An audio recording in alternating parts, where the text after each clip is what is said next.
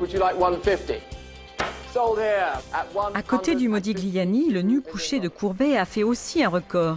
C'était à New York, chez Christie's, en 2015, plus de 12 millions d'euros. Et si l'enchère a été aussi élevée, c'est parce que le tableau a une histoire. Actuellement, son propriétaire le prête au musée d'Orsay. Pendant plus de 40 ans, personne ne savait où il était. Il faisait partie de la collection du baron Advani. On le voit ici dans son salon, mais il a disparu pendant la guerre. C'est lors de la grande exposition de 2007 à Paris qu'il est de nouveau présenté.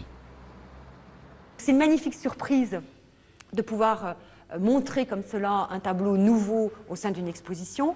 D'abord, bien sûr, pour l'actualité, ça c'est vrai que c'est intéressant. C'est aussi magnifique dans la mesure où on peut non seulement le redécouvrir, mais le redécouvrir au sein des autres nus importants de Courbet, en lien avec le sommeil, en lien avec la femme au perroquet, avec les baigneuses, avec le régime du monde. Aujourd'hui, Dominique de Fonréau, la co-commissaire de l'exposition de 2007, se souvient encore de cet épisode. Finalement, c'était un soldat qui avait récupéré le tableau. À la toute fin de la guerre, sans doute pour vouloir être soigné, ce soldat le donne en paiement de soins à un médecin de Bratislava. Médecin de Bratislava qui le conserve.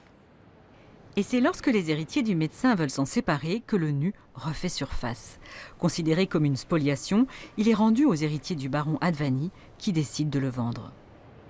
Quand on a eu la nouvelle qui se trouvait à Londres, puisqu'il se trouvait à Londres, pour moi c'était magique, parce que si on parle du tableau lui-même, ce qu'il a vraiment de magnifique, c'est la manière très subtile, comme souvent chez Courbet, qu'il a de peindre la chair. La manière dont à la fois il est très fidèle à la tradition picturale, mais en même temps, cette manière qu'il a, qui n'appartient qu'à lui, de la repositionner dans un univers qui est le sien. Quand un musée de France veut expertiser une peinture, il s'adresse à Bruno Motin. Ce conservateur a étudié pas loin de 80 tableaux de Courbet. Le peintre est capable du pire comme du meilleur. On a un marché qui est en quelque sorte triple, qui a des œuvres merveilleuses de Courbet, absolument exceptionnelles, qui a des œuvres moyennes, voire médiocres de Courbet, mais qui restent authentiques, et qui a aussi des copies d'après Courbet qui sont sans valeur. Donc on a cette masse dans laquelle il faut arriver à discerner le grain de livret, et tout vrai Courbet ne sera pas forcément un bon Courbet au niveau pictural. C'est une vraie nuance qu'il faut introduire. Cette vue du lac Léman fait partie des bons Courbet. C'est aussi une redécouverte. Le tableau dormait dans les réserves du musée de Granville jusqu'à ce que sa conservatrice s'interroge sur son authenticité. Pour Bruno Motin, pas de doute, c'est un Courbet.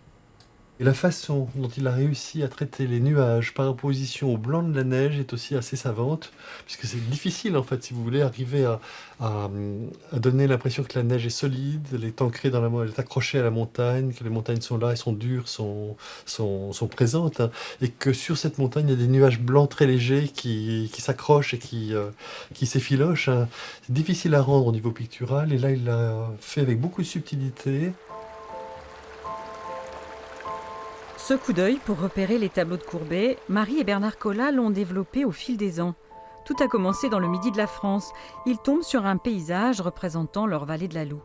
Loin de chez eux, cela les touche. Et c'était le coup de foudre. On ne pensait pas qu'on allait trouver un tableau dans une galerie en vente, j'allais dire, libre. On pensait que les Courbet étaient tous dans des musées. Voilà. Le couple emprunte pour acheter ce premier tableau. Ils décident ensuite de monter une collection. Une partie des œuvres dont nous avons fait l'acquisition, c'était avant, on va dire, la flambée un petit peu de Courbet qui s'est passée après l'exposition au Grand Palais en 2007. À l'heure actuelle, on peut encore, dans certaines ventes aux enchères, acheter des Courbet à des prix raisonnables. C'est quoi un prix raisonnable? On va dire dans les 50 000 euros. Dans les 50 000 euros, oui. C'est à l'Institut Courbet que les salles des ventes du monde entier s'adressent pour expertiser les Courbets mis aux enchères. Du coup, là, ça permet de dater, Ça nous permet d'être vraiment pertinent. Ouais.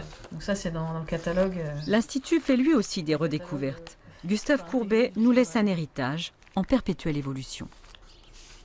Je pense qu'il y a encore beaucoup à découvrir sur Courbet. Aujourd'hui, il y a encore beaucoup de recherches à faire et de découvertes à faire par rapport à l'œuvre de Courbet, de choses qui sont et qui pourraient être inédites.